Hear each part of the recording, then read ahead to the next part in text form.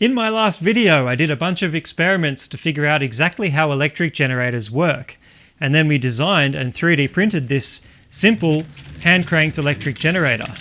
But along the way I discovered there's quite a lot of things I could have done better, so this episode is going to be all about applying those iterative improvements and seeing exactly what we can achieve with this generator.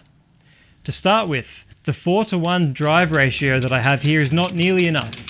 I'd love to be able to spin this thing a lot faster. So I'm going to be moving to a bigger base plate that can accommodate a multi-stage gearbox. So we'll end up with a 16:1 drive ratio, and we'll see how much that can improve the output. And while I'm 3D printing things, I want to make some improvements to the rotor. That's the spinning part which holds the magnets.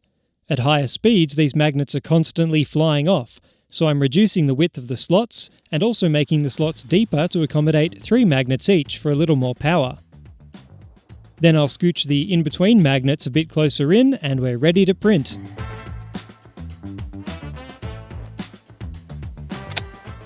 And now it's time to install our permanent magnets into the new rotor. These can be quite tricky to handle. They're dangerous when they snap together. I'm installing the magnets with superglue this time so that hopefully they stay in place at much higher speeds. I'm alternating the polarity so that we have a north-south pattern around the circumference. Time to install the Hallmark array magnets. These actually decrease the inward strength of the magnetic field and increase the outward strength towards our stator. You physically can't put these magnets in the wrong way, they'll refuse to go. But put them the right way and they pull themselves in effortlessly. Let's get the new gearbox assembled so we can try it out.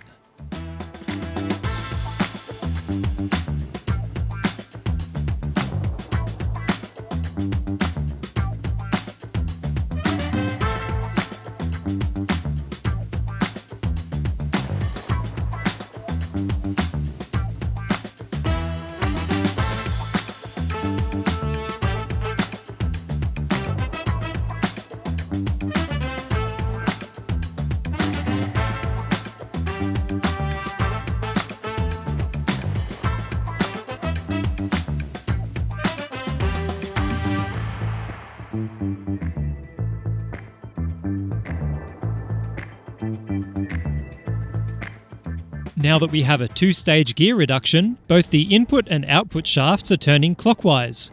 This means our nut and bolt fasteners should be self-tightening under load. This saves me from having to make a splined shaft or keyed axle. If I eventually share my design online, I'd love people to be able to print it with common hardware store parts and a 3D printer. Next, I'm adding these 3D printed blocks to try and keep the copper wire as close to the rotor as possible. Now let's see if it's more powerful than version 1. Previously we reached a maximum of 8 volts peak to peak, so that's the figure that I'm watching. Also of interest is the RMS voltage, and that's a bad sound. I think a magnet just let go. But we got up to 33.8 volts peak to peak with no load attached, which is promising. Time to find the culprit magnet and glue it back in. Once the glue has had time to set, let's try powering that little halogen light globe that performed so poorly in the last episode.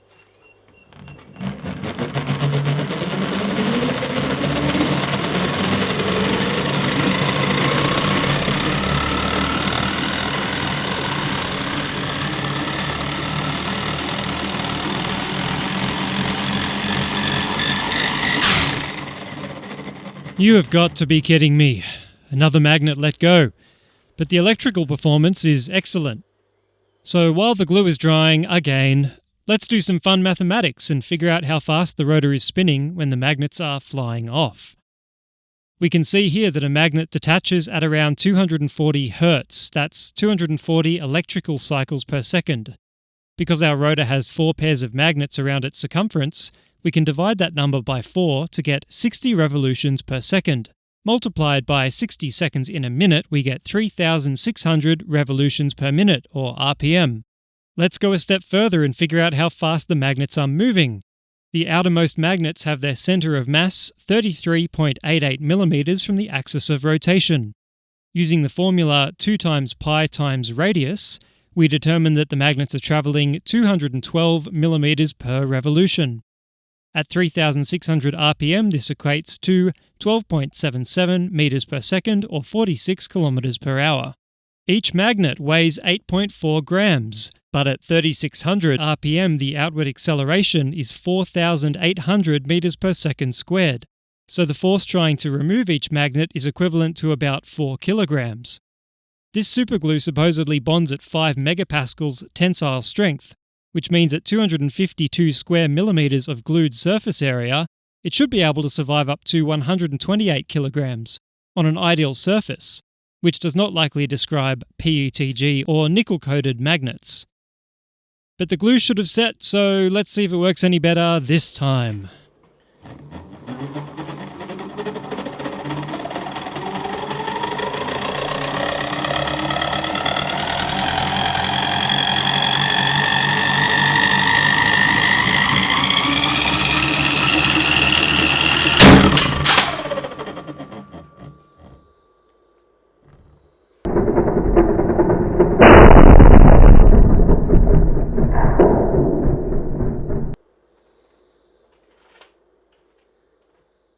It appears that 2 of the magnets have departed my workshop entirely and scattered broken pieces of the stator as they went. But besides the catastrophic explosion, that was quite a successful test. We managed to reach 4,650 RPM and generate over 14 volts RMS across the light bulb, which means we exceeded its power rating.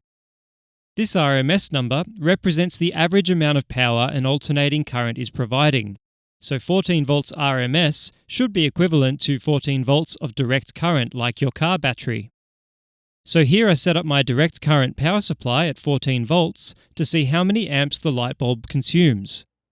You can see here a power draw of around 0.9 amps. So if my assumptions are correct, we can multiply the voltage by the current, and that should tell us how many watts we were producing with our generator. In this case, that's 12.6 watts. Which should be more than enough to charge your phone, tablet, power a small light, or spin launch your magnets into the stratosphere. I had planned to do a lot more testing with this thing and had a lot more stuff to show you, but now I have more of a debris field than a generator. So I think I have to go back to the drawing board and try and figure out how to stop the exploding rotor and exploding stator and maybe come up with a new design. So I'm sorry this video is a bit shorter than you expected and I expected, but it's back to the drawing board for me. Thank you for watching, and I'll see you in the next one.